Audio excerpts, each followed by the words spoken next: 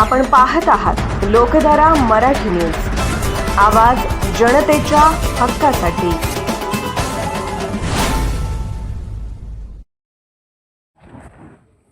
लोकधारा न्यूजच्या दणक्याने प्रशासन खळबळून जागे। बोरगी खुर्द बुद्रुक स्वस्त धान्य दुकानांची चौकशी अखेर सुरू। बोरगी तालुका जत येथील खुर्द व बुद्रुक भागातील स्वस्त धान्य पुरवठाधारकांकडून होत असलेल्या अनियमिततेबाबत लोकधारा न्यूजने दणक्याने आवाज उठवल्यानंतर प्रशासन अखेर जागे झाले असून संबंधित प्रकरणाची चौकशी करण्यात आली आहे। गरीब व वंचित लाभार्थ्यांना वितरित करण्यात येणाऱ्या तांदूळ व गहू या जीवनावश्यक धान्यांच्या प्रति व्यक्ती प्रमाणात मोठ्या प्रमाणावर गोलमाल होत असल्याचा, तसेच लाभार्थ्यांशी उद्धट व अपमानास्पद भाषेचा वापर केला जात असल्याच्या तक्रारी नागरिकांकडून सातत्याने होत होत्या।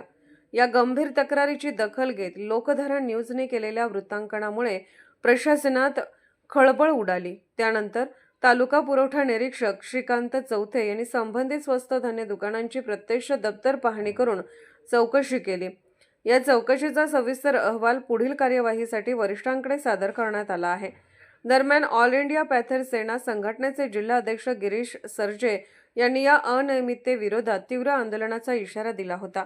प्रशासनाने वेळीच चौकशी सुरू केल्याने नागरिकांमध्ये समाधान व्यक्त होत असून दोषींवर कठोर कारवाई करण्याची मागणी होत आहे। लोकधारा न्यूजच्या निर्भीड पत्रकारितेमुळे पुन्हा एकदा गरीब व वंचितांच्या हक्कासाठी प्रशासनाला जागे केले असल्याची चर्चा तालुक्यात होत आहे। लोकधारा मराठी न्यूजला लाईक करा, शेअर करा आणि सबस्क्राईब करा।